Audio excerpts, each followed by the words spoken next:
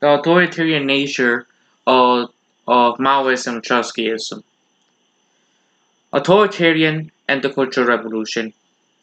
In the 1960s and 70s, it was fashionable in the Maoist circle to contend that Mao trying to forestall and then reverse the bureaucratization of the revolution, the Cultural Revolution, it was said, was his last effort at this campaign. But Mao never stood for or encouraged the independent mobilization organization, let alone the set rule of the workers and peasants. From the beginning, out the power or in power, Mao believed in tight centralized hierarchical control of the economy and control as a whole, and in 1958 he admitted saying, "I want to control capitalism, not to abolish it." But the Chinese state capitalist ruling class that we still have today, like other nationalist elites, has often been divided over which measures should be best to promote the economic development of the country. Some elements, such as those around the short and lie, sought to encourage economic growth by borrowing Western technology and leaving workers, peasants, managers alone to pursue their appointed tasks and daily lives in relative peace. Mao and the faction had presented beliefs that the process would be too slow and would result in China falling victims to its enemies, particularly the United States, Japan, and the Soviet Union. To avoid this, he sought to hothouse economic growth through periodic bureaucratization, mobilization of the population. One such campaign, the Great Leap Forward, led, as we saw, the mass starvation, cultural actual decline in economic growth. In its aftermath, Mao was discredited with the elite and politically marginalized. The Cultural Revolution was his attempt to organize idealistic, yet is fantastically pro-communist students to fight his opponents with bureaucracy and regain the autocratic power he once had. At no point did Mao encourage workers and peasants to organize independently and rise up against the state capitalist ruling class as a whole. If anything, the student red guards attacked physically as well as ideologically workers and peasants and counter-revolutionary as in earlier efforts. Millions of ordinary people, not just bureaucrats, suffer impoverishment, internal exile, cruel beatings, and death. And while many would justify Mao's strategy in part claiming the workers were not ready to take over and run industry, this is a classic Maoist apologetics, conveniently omitting any mention of the fact that Chinese workers were politically ready to take over industry and had in fact done so as far back as 1927, until they were ordered to give it back by their communist leaders and had been slaughtered for their obedience. If the Chinese workers were not technically ready to direct production, neither were workers today. The imperialist country as well as the imperialized countries ready to do so, do the members of the Love and Rage need to remind that it is the chief argument raised by the supporters of capitalism against all radical programs and especially against anti-authoritarianism? Anti-authoritarianism can certainly defend the Chinese Revolution as presenting a victory of the Chinese people, insofar it is unified China, eliminate reactionary social classes and archaic social practices, and improve the country's bargaining power vis-a-vis imperialism. But one can only pretend that this revolution was in any way anti-authoritarian by grossly insulting the truth, like they did massacring the Shanghai Commune. Equally important, while we can should support nationalist and bourgeois revolution against imperialism, does not mean that we should identify with the new bourgeois elite and defend their politics of intensifying the exploitation of the workers and peasants as Chris does, and many Maoists and Trotskyists and Marxist-Leninist apologetics. On the contrary, our job is to defend the workers and peasants' effort to resist capitalist exploitation and prepare the ground for anti-authoritarian revolution. What about the Trotskyists, who was considered the more true followers of Lenin, right? When they put the idea of permanent revolution. The revolutionary anti-authoritarian solution for the question is not to go over to state capitalism Maoism, but to defend an international anti-authoritarian revolutionary perspective. In fact, no country in the world today, taken by itself, has the full economic, social, political prerequisite to carry out and maintain for an infinite period of time in an anti-authoritarian revolution. But this does not mean that we settle for carry out state capitalist revolutions. An anti-authoritarian strategy can be found in general perspective and I first encountered under the term permanent revolution put forward by Leon Trotsky, showing rich Marxist trappings. This perspective can serve as a general framework for the worldwide anti-authoritarian revolution, basing itself on the uneven nature of the objective conditions, what we call combined and uneven development. Trotsky argued that the social revolution in an imperialized country could not be divided into discrete stages. Instead, what might begin as a bourgeois revolution, addressing just issues as the elimination of the landed aristocracy and division of the land, the overthrow of the monarchy, and the establishment of the democratic republic, will soon go beyond these tasks and take on more radical questions. For example, workers going into motion over the struggle for higher wages and shortening the workday. They might launch a general strike, arguing the factories take over the whole cities. It is therefore the job of the revolutionaries in any country to encourage the revolution to go as far as possible, even if the country lacks the immediate complete prerequisite for anti-authoritarian revolution.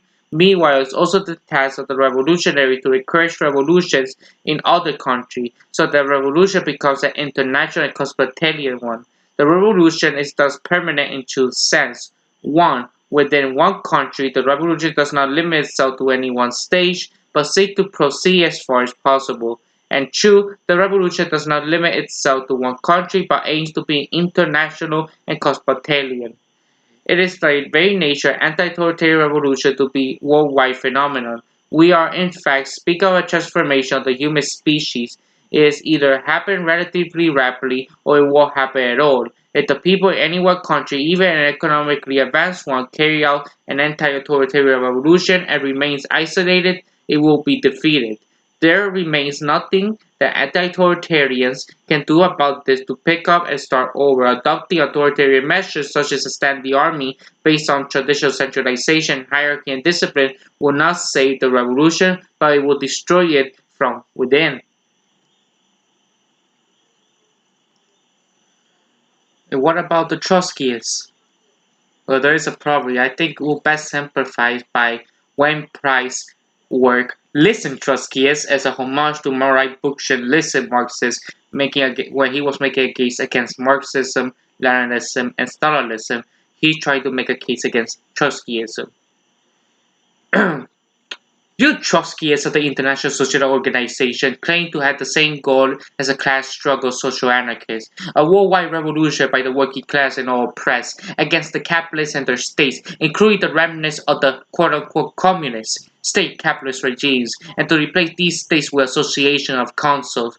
But you ruin it because of your methods. You attempt to recreate the Bolshevik party of Lenin and Trotsky and to do what Lenin and Trotsky did in Russia, which is establishing state capitalism, bureaucratization of the workplace, remove democracy, and put at the concentration camps of the gulags that later Stalin will implement. Stalinism is the final mature version of Trotskyism and Leninism in its purest form by the original creators. When you deviate from this attempt, it's only to use social democratic methods. We will demonstrate this. You seek to create a worker state, but there is no such thing as a worker state. Even under the most left-leaning Marxism version of the more autonomous Marxism, they still have to rely some form of hierarchical structure, even in their version of a state-like class of society.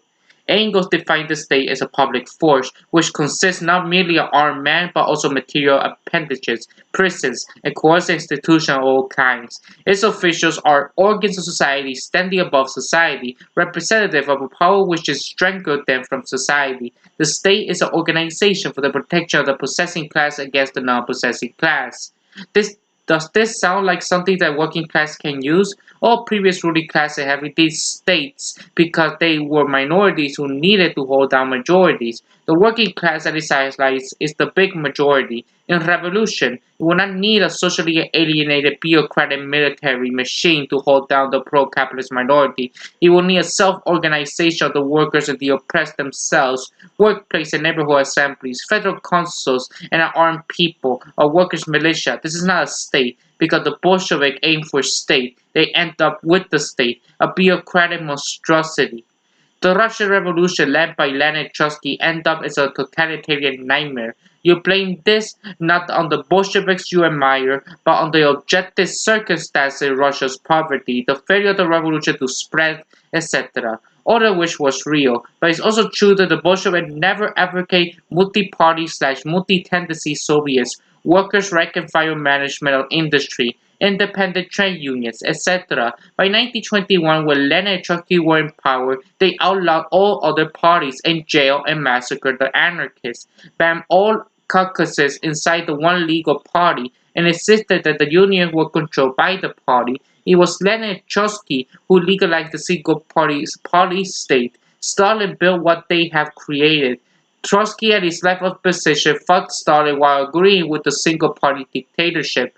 Until his death, Trotsky continued to regard Stalin's dictatorship as a worker state because the economy was nationalized. The top-down centralized vanguard party, which you advocate, is made for only one purpose, a ruling state. We are pro-organizational anarchists in the tradition of platformism, especismo, and the FAI. We believe the revolutionary anarchists should organize ourselves to spread our leads in unions and other popular organizations. Our aim is to encourage the oppressed to take over society and run it through direct democracy and limited delegations. But your Leninist goal is for the party to rule society. You think the workers can come to power only when your party is in power. Implicitly, you aim to rule for the workers while your party may come to power, but only to rule over the workers. Unlike your fellow Trotskyists of the Spartacus League, your goal is a centralized party, ruling a centralized state, managing a centralized planned economy, ultimately on the international scale. This will be a monstrosely bureaucratized, inefficient, and oppressive system. Instead, we propose federal association, decentralized communities and regions, workers-run industry, all planned from the bottom up by negotiating among councils. Your centralized authoritarian political philosophy reflects everything the International Social Organization does. You had developed a diverse reputation for being manipulative and controlling, and for facilitating between sectarianism and opportunism. For example, you actually built Ralph Nader's campaign without the Green Party, leaving aside our anarchist anti-electoralism. Marx, Lenin, and Trotsky advocate electoral activity only to develop the political independence for the ruling class, which did not work out very well considering the history of the Social Democratic Communist parties. The narrator is a supporter of capitalism and the state as the liberal Green Party these days. They are trying to create a liberal third capitalist party. For the ISO to campaign for Nader was to cross the class line. You did it to build the ISO, not out of any principle. Similarly, the labor movement you announced for this Northeast Coffee Sands in the England this past year has been an exciting time of labor. The Transit Workers Union in New York City defied the draconian Taylor law and went on strike, inspiring workers throughout the tri-state and the nation. Forced back to work by the MTA, they organized the rank and file for a successful surprise no vote on the contract. This failed to mention the TWU bureaucracies who had gone to defy the state, but which chose instead to cave in, to betray their workers, and to demoralize many workers so they eventually vote for the contract. In the anti-war movement, you had called to support for the resistance. It is right to express solidarity with the oppressed people of Iraq and Lebanon against U.S. imperialism. It is wrong to use the slogan which implied to almost everyone politically support for naturalistic, pro-capitalist, misogynistic leaders. Revolutionaries should participate in all popular movement to build them, while raising our own internationalist working class politics in opposition with the pro-capitalist leadership. With the collapse of the Soviet Union, Marxism has been discredited for many people. Instead, the radical impulse has flowed into the historic other radicalism, anarchism. But the basic idea remains: the evils of capitalism, the need to smash the state, the importance of the working class, the value of other rebellious forces, women, GLBT, racially and nationally oppressed, etc. To fight against imperialism, the need for international revolution, the need to build a revolutionary organization to fight for these ideas, Trotskyism isn't the right program for the revolution.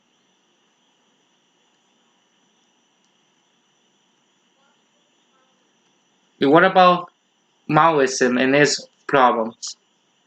According to Lord Goddard on the Notes Towards a Critique of Maoism, Maoism was part of a broader movement in the 20th century, one might call a bourgeois revolution with red flags, as in Vietnam or North Korea. To understand this, it's important to see Maoists as one of the important results of the defeat and world revolution wave in 30 countries, including China itself, which occurred in the years after World War I. And the major defeat was in Germany in 1918 to 1921, followed by the defeat of the Russian Revolution 1921 and thereafter, culminated in Stalinism. Maoism is a variation of Stalinism. The first phase of this defeat, where Mao and China are concerned, took place in the year 1925 to 27, during which a small but very strategically located Chinese worker class was increasingly radicalized in a wave of strikes. This defeat closed the 1917 to 1927 cycle of post-World War I worker struggles, which include, in addition to Germany and China and Russia, mass strikes in Britain, workers' council in northern Italy, vast farmer strikes in Spain, the race riots in Japan, the general strike in Seattle, and many other confrontations. By 1925 to 27, Stalin controlled the Communist Third International, or the Comintern, for the beginning of the 1920s. Russia advisors worked closely with the nationalist Comintern, the KMT of the bourgeois revolutionary Sun Yat-sen, the leader of the 1911 overthrow of the Manchu dynasty, and with the small but important Chinese Communist Party, the CCP, founded in 1921. The Third International provided political and military aid to KMT, which had taken over by the Chiang Kai-shek, future dictator of Taiwan after 1949. The Comintern in the early 1920s viewed the KMT as the progressive anti-imperialist force. Many Chinese communists actually joined the KMT in these years, some secretly, some openly. Soviet foreign policy in the mid-1920s involved internal faction fight between Stalin and Trotsky. Trotsky policy, whatever its flaws, and there was many, for the war revolution is the only solution for the isolation of the Soviet Union.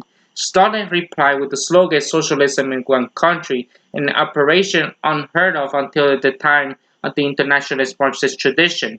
Stalin in this period was allied with the right opposition leader Nikolai Bukharin against Trotsky. Soviet Third International policy reflected this alliance and the right turn to strong support for bourgeois nationalism abroad. James Kai-shek himself was an honorary member of the Third International, executive board of this period.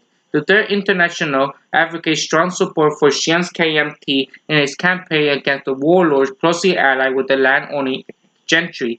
It's important to understand that this same year, Mao Zedong, who was not yet the central leader of the party, criticized this policy from the right, advocating an even closer alliance between the CCP and the KMT. In the spring of 1927, Chiang Kai-shek turned against the CCP and radicalized working class, massacring dozens of workers and CCP militants in Shanghai and Canton, now known in the West by actual Chinese name Guangzhou, who had been completely disarmed by the Comintern's support by the KMT. The massacre ended CCP relation with the Chinese working class and opened the way Mao to rise to top leadership by the early 1930s. The next phase of the CCP was so-called Third Period of the Comintern, which was launched in part in response to the debacle in China. In the Soviet Union, Stalin turned to the Bukharinist right. There was in reality one more reactionary than Stalin, having finished out the Trotskyists left, and during Maoist period China is considered the 11th most violent period in human history. The third period, which lasted from 1928 to 1934, it was a period of ultra-left aventurism around the world, in China as well as a number of other colonial and semi-colonial countries. The third period involved slogan of Soviets everywhere, not a bad slogan in itself, but in its practical voluntarist implementation was a series of disastrous isolated uprisings in China and Vietnam in 1930, and were totally out of sync with local conditions, which led to the bloody defeat everywhere. It was the recovery of this defeat that Mao became the top leader of the CCC and began the long march to Jiang'an, even more northeast China, which became a central Maoist myth that reoriented the CCP to the Chinese peasantry and a much more numerous social class, but not in Marxist terms, a revolutionary class, although it can be an ally of the working class revolution as in Russia during 1917 to 1921 Civil War. Japan had invaded Manchuria, northeast China, in 1931, and the CCP from then until Japanese defeat and the end of World War II was involved in the freeway struggle with the KMT and the Japanese. And the third period policy led to the triumph of Hitler in Germany, where the Communist Party had attacked the social fascist Social Democrats, not the Nazi as the main enemy, and even worked with the Nazis against the Social Democrats in strike. In the Comintern in 1935, shift its line against the Popular Front, which meant alliance with the bourgeois Democrats, force against fascism. Throughout the colonial and anti-semi-colonial world, the Communist Party completely dropped their previous anti-colonial struggle and threw themselves into support of the Western bourgeois democracies in Vietnam and Algeria. For example, they supported the democratic French colonial power in Spain. They uncritically supported the Republic in the Spanish Revolution and the Civil War, during which they helped the Republic crush the anarchists who created their own anarchist communist society. They actually achieved in many areas a state-led classist society and with a total of 8 million people in population. The independent left form or Partido Obrero de Unificado Marxista, a centrist party denounced at the time as Trotskyists, and the Trotskyists themselves. These later forces had taken over the faction in northeast Spain and established agrarian communes in the countryside. The Republic Communist crushes them all in the loss of the Civil War to Franco. In China, the Popular Front meant for the CCP, supporting Chiang Kai-shek, who it will be recalled had massacred thousands of workers 8 years earlier against Japan. In the Yan refuge of the CCP in these years, and through World War II, Mao consolidated his control over the party. His notorious hatchet man, Tan Shen, helped him root out any opposition potato rivals with slanderous rumors, short trials, and executions. One memorable case was Wen Xian. He was committed communist and translated parts of Marx's capital into Chinese. Mao and Ken sent him up and put him through several short trials, breaking him and driving him out of the party. He was finally executed when the CCP left Shenyang in 1947, the last phase of the Civil War against Chiang Kai-shek. Mao's peasant army conquered all of China by 1949. The Chinese workers' class, who has been the party's base until 1927, played absolutely no role in this supposed socialist revolution. The one-time progressive nationalist Kuomintang, who was totally discredited, became the party of the landed gentry, full of corruption, responsible for runaway inflation, and commanded by officers more interested in enriching themselves than fighting either the Japanese before 1945 or the CCP. The first phase of Maoist rule was from 1949 to 1957. He made no secret to the fact that the new regime was based on the bloc of four classes. It was carried out bourgeois nationalist revolution. It was essentially the program of the bourgeois nationalist Sun Yat-sen from 25 years earlier. The corrupt land-owning gentry was expropriated and eliminated. It is important to remember the land of the peasants and the expropriation of the pre-capitalist landlords of the bourgeois revolution that they have been since the French Revolution of 1789. The regime of this reason was generally popular. Many overseas Chinese who were not communists returned to help rebuild the country. Some progressive capitalists were retained to continue running their factories after the chaos of the previous 30 years. This stabilization was a breath of fresh air. The People's Liberation Army also intervened in the Korean War to help Kim Il-sung to fight the United States and the United Nations forces. But it's also important not to lose sight of the fact that the Korean War was part of a war between the two Cold War blocs, and that what Kim implemented in North Korea after 1953 was another Stalinist bourgeois revolution with red flags, based on land to the peasants. North Korea went to become the first proletariat hereditary monarchy. Now it's a third incarnation. We also had to see Chinese Revolution in international context. Stalinism and Maoism, as I mentioned earlier, a variant of Stalinism, emerged from World War II stronger than ever. Having appropriated all of the Eastern Europe, winning in China is the way to power in North Korea and Vietnam, and had a huge prestige and struggle around the colonial and semi-colonial world, as was renamed into the Third War, the Cold War would divide the globe in two antagonistic blocs, the United States and the Soviet Union. There is no question that Mao and the CCP were somewhat independent of Stalin and the Soviet Union. They were their own type of Stalinists. They were also a million miles from the power Soviet Workers' Council that had initially characterized the Russian and German revolutions, on which basis the Comintern was originally founded in 1919. That's a thorny question that should compare to our rebel here. But from 1949 to the Sino-Soviet split in 1960, the Soviet Union sent thousands of technicians and advisors to China and trained thousands more Chinese cadets in the Soviet university institution, as has been the case since the 1920s. The model established in the power in 1950 were essentially the Soviet model adopted to a country with even more overwhelming peasant majority than was in the case in Russia. World Stalinism was rocked in 1956 by a series of events: the Hungarian Revolution, which the working class against established workers' councils before it was crushed by Russian intervention; the Polish October, which workers' revolt brought to the power and reformed Stalinist leadership. These uprisings were preceded by Khrushchev's speech of the 20th Congress of World Communist Parties, in which he revealed many of the Stalinist crimes, including the massacre between 5 to 10 million peasants during the collectivization of the early 1930s. There were many crimes he did not mention since he was too implicated on them, and the purpose of his speech was to savage the Stalinist bureaucracy while disavowing Stalin himself. This was the beginning of a peaceful coexistence between the Soviet bloc and the West, but the revelation of Stalin crimes and the workers' revolt in Eastern Europe following the 1953 worker uprising in East Germany were the beginning of the end of the Stalinist myth. Brutally delusioned militants all over the world walk out the Communist Party and find out that they devoted decades of their lives to a lie. Khrushchev's 1956 speech is also referred to by later Maoists as a triumph of revisionism, even though Marx himself was a revisionist. Read the Civil War in French, where he basically became an accidental anarcho-syndicalist. In the Soviet Union, the word revisionism is itself ideological run amok, since the main thing was being revised was Stalinist error, what the Maoists and Marxist-Leninists by implication considered to be dictatorship of the proletariat. There were between 10 to 20 million people in forced labor camps in the Soviet Union in 1956, and presumably their release for those surviving years of slave labor, often in the Arctic Circle, was part of revisionism.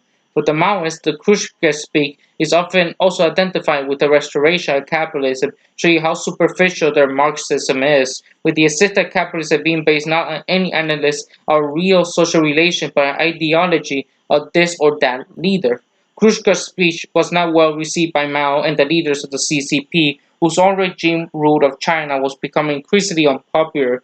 Thus, regime launched a new phase called the Hundred Flowers Campaign, which bourgeois intellectuals who had railed to the regime, recoiling from the brutality of the KMT, were invited to let 100 flowers bloom and openly voice their criticism. The outpouring of criticism was such an unexpected volume that was quickly shut down by Mao and the CCP, who began to characterize the Hunting Flowers campaign as letting the snakes out of their holes in order to smash them once and for all. Many critics were arrested and set out to forced labor camps. Internationally, however, Marxism began to become an international tendency, becoming attractive to some people who had left the pro-Soviet Communist Party after Khrushchev's speech. This was a hardcore ultra-Stalinist minority who felt, for example, their own country's CP had not supported the Soviet invasion to crush the Hungarian Revolution forcefully enough. In the early 1960s, the United States, Europe, and around the Third World, these current would become the Marxist-Leninist parties aligned with the China against both the United States and the Soviet social imperialism. In China itself, the regime indeed shifted gears after the disaster of the Hunter Flower Bloom. This was a growing tension at the top levels of the CCP between Mao and the more Soviet-influenced technocratic bureaucrats who were focused on building up heavy industry. This was a factional situation that led to the Cultural Revolution that erupted in 1965. Therefore, Mao launched the country in 1958 of the so-called Great Leap Forward, in which Soviet-style heavy industry was to be replaced by releasing peasants and small industrial backyard production everywhere. The peasants were forced into the people's commune and set to work to catch up with the economic levels of the capitalist West in 10 to 15 years. Everywhere, pots, pans, and utensils as well as family heirlooms were melted down to backyard smoke kilns to produce steel, a killing space of work. The result was a huge drain of peasant labor away from raising crops, leading to famine by 1960 to 1961, in which estimated 10 to 20 million people starved to death. The battle of the Great Leap Fall was also a terrible blow to Mao's standing within the CCP. It represented an extreme form of a kind of voluntarism at the expense of real material conditions, which had already characterized Mao's thinking, as summed up in his famous line about painting portraits on a black page of the people, some Marxists. The Soviet-influenced technocrats around Louis Shakur and Deng Xiaoping basically kicked Mao upstairs into a symbolic figurehead, too important to purge outright but stripped of all real power. Thus the battle lines were drawn for what became a few years later the Cultural Revolution.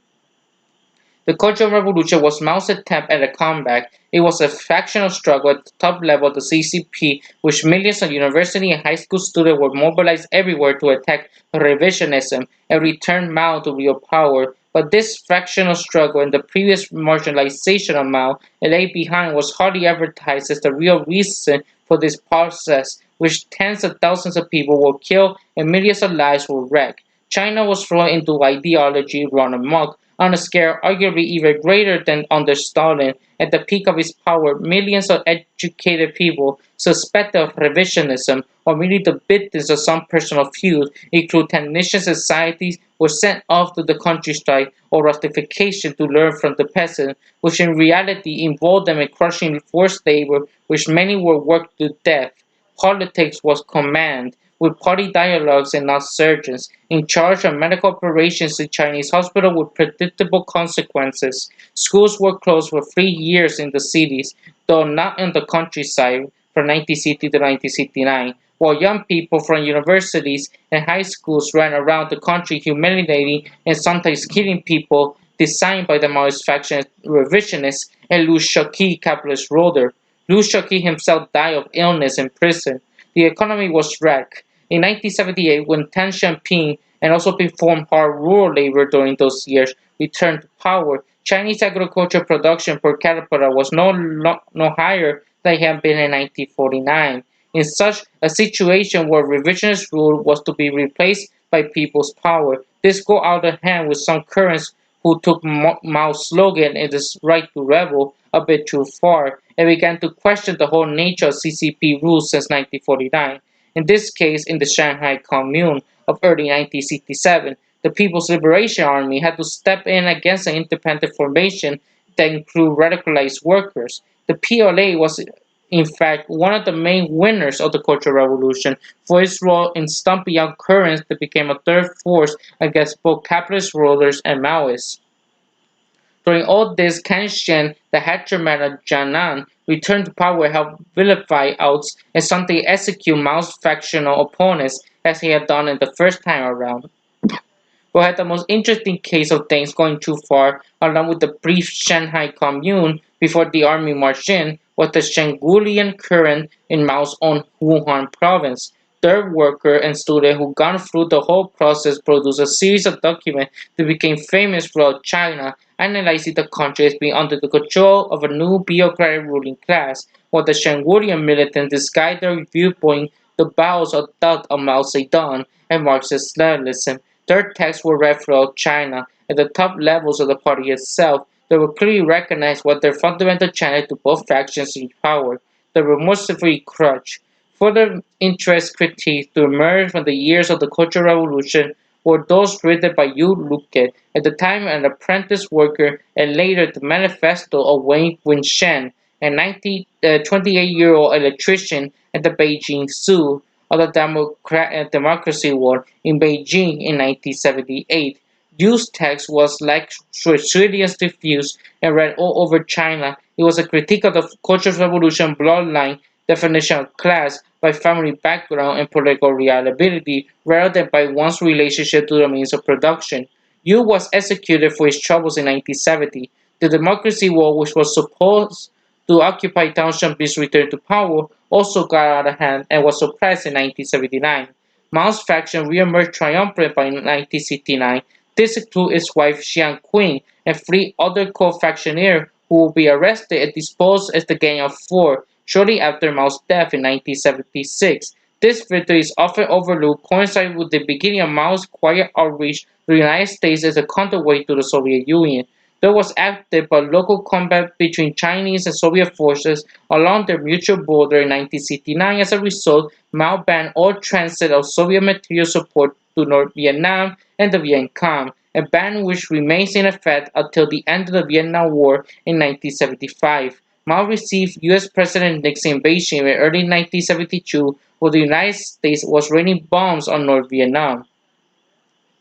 This turn was hardly the first instance of a conservative foreign policy at the expense of the movement and countries outside China. Already in 1965, the Chinese regime, based on its prestige at the center of Marxist-Leninist opposition to Soviet revisionism after the Soviet Sino-Soviet split, had encouraged the powerful Indonesian Communist Party into a close alliance with the Indonesian populist nationalist leader Sukarno. It was the exact repeat of the CCP alliance with Chiang Kai-shek in 1927. It ended the same way in bloodbath, which 600,000 PKK members and sympathizers were killed in the fall of 1965 in a military coup, planned with the help of U.S. advisors and academics.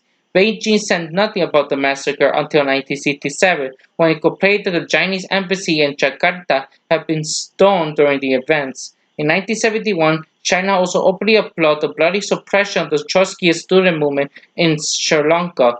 In the same year, it supported, together with the United States against the Soviet ally India, Pakistani dictator Jajah Khan, who oversaw the massive repression in Bangladesh and the country previously part of Pakistan declared independence.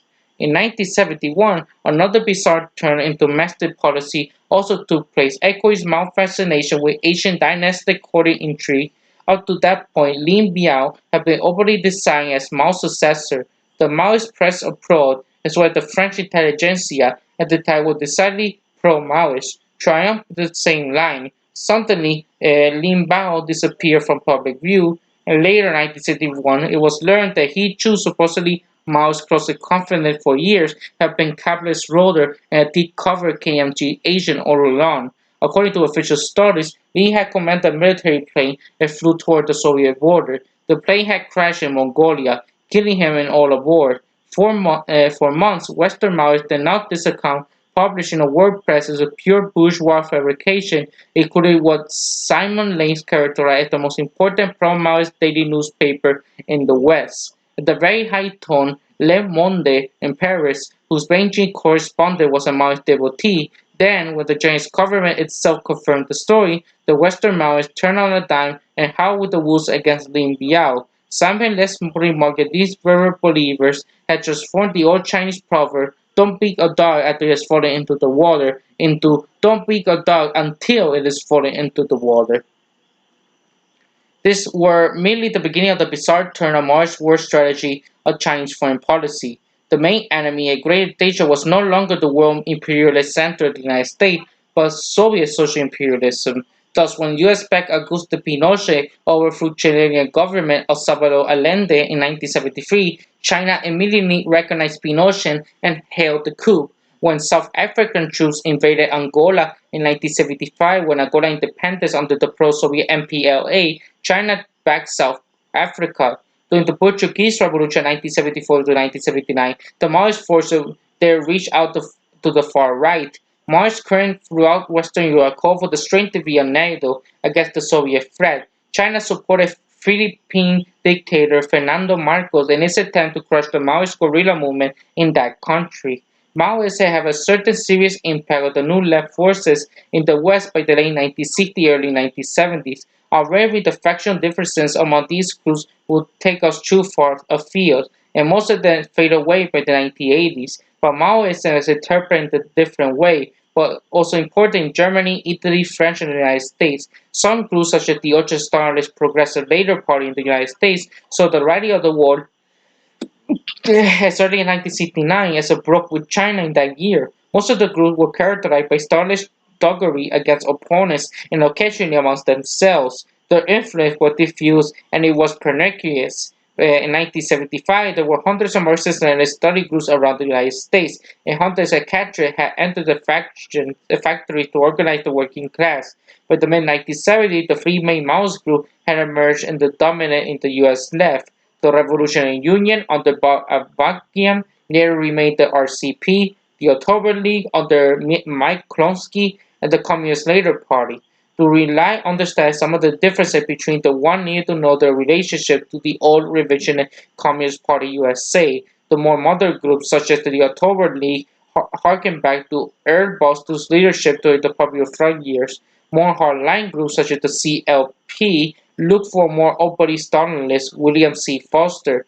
These and other smaller groups fought ideological battles over the proper attitude to take toward Enver Hoxha's Albania, which for some, after China's pro-US turn, remained for them to solely truly Marxist-Leninist country in the world. One small group triumphed the Freeze, the Third International, the Third Period, and the Third World.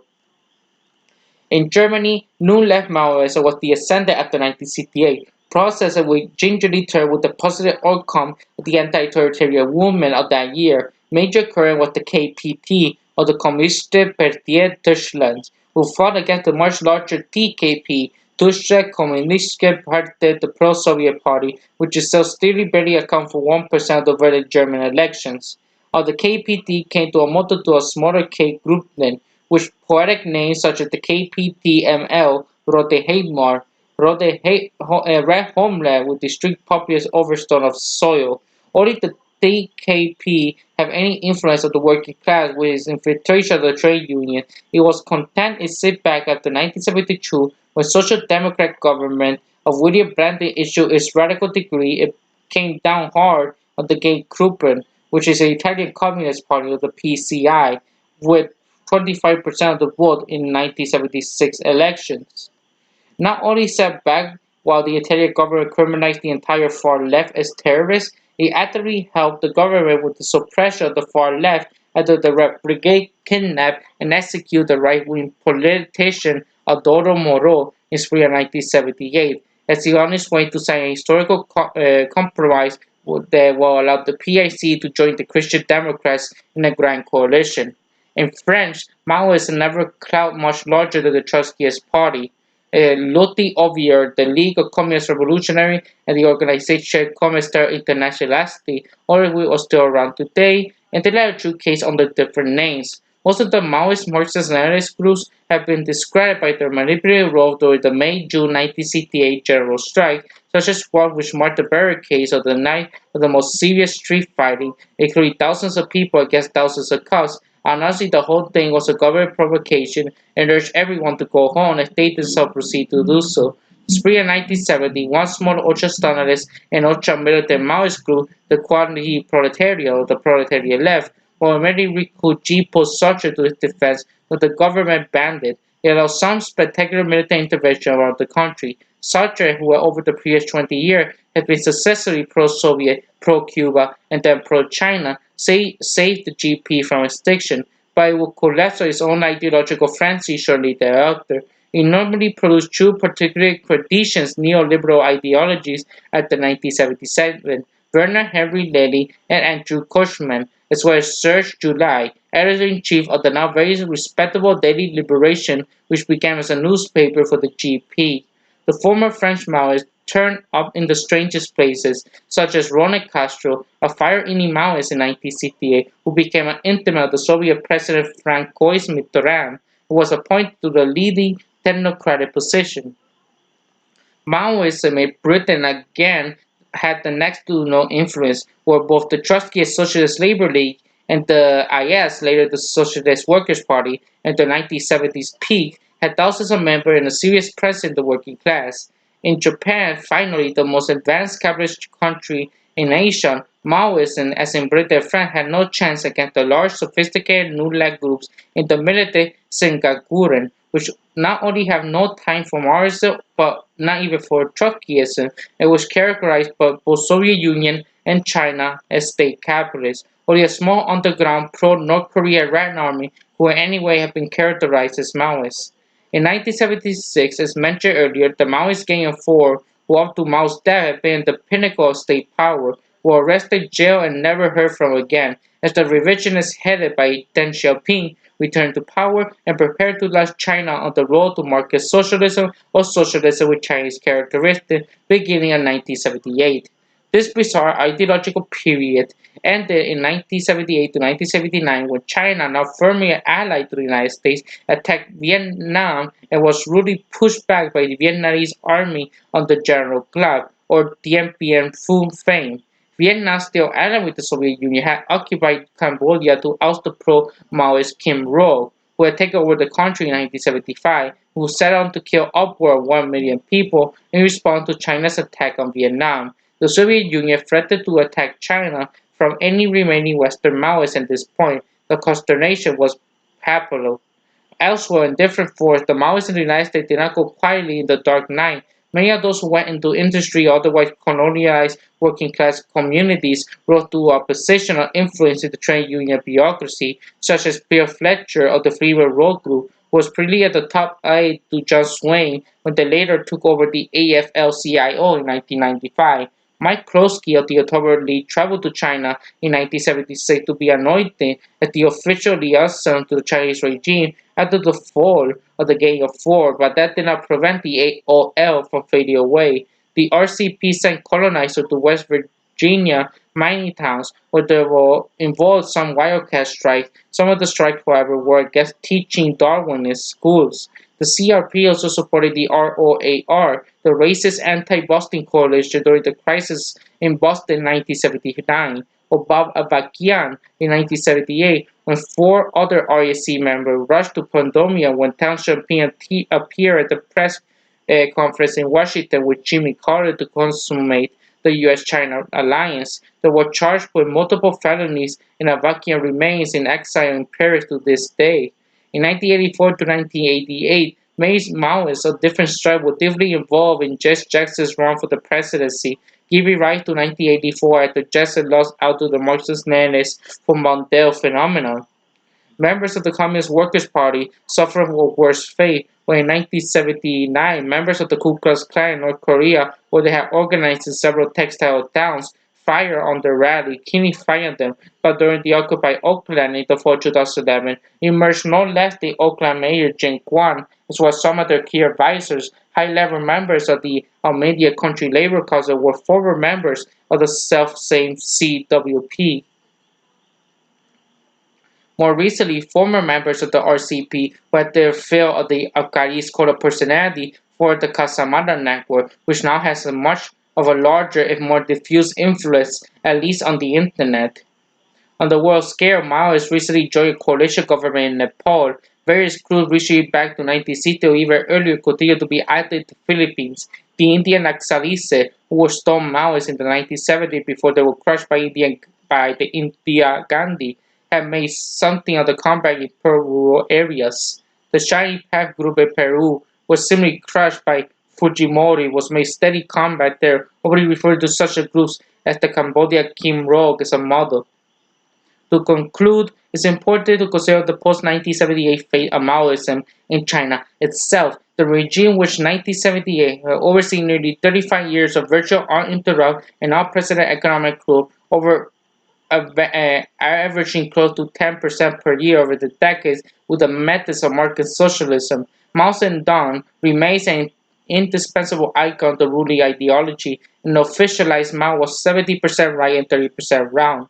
The wrong part usually means the great leap forward, the Cultural Revolution, although the serious discussion and research of those events remain largely and not fully taboo.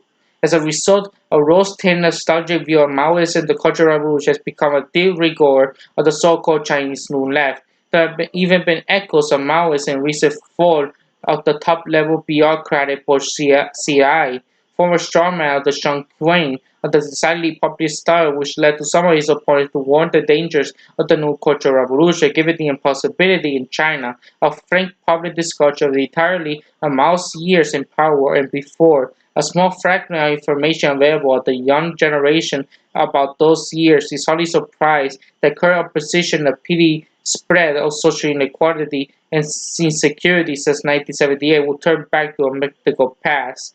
This hardly makes such a turn less reactionary and dangerous. Everything that happened after 1978 has its origins in the nature of the regime before 1978. There was no counter-revolution, still less transformation of the previous existing socialist revolutions of production. Once again, Maoism reveals highly idealist and voluntarist conception of politics by a focus on ideology of top leaders, as the previous did with Khrushchev's 1956 speech and Dawn. China from 1949 to 1978 was preparing to China of 1978 to the present. Even those appointed to the shadowing of the Iron Rice Bowl, the number one ideological underpin of the old regime, in order to practice a significant casualized labor in the industrial center in the 1950s and 60s until the true new left in China seriously rethink the place of Maoism in larger context of the history of the Marxist movement, particularly its origins as Stalinism and not true defeat world proletariat movement of the 1917 to 1921 is a doomed to reproduce in China as in different parts of the developed world, either grotesque copies of Maoist periodic or just Stalinism, as in Peru, or to be forced to prepare the coming of the market socialism by restoring the pre-capitalist form of agriculture and engaging in forced autocratic industrialization until Western or Japanese or Korean or why not Chinese capital arrives to allow the full emergence of capitalism.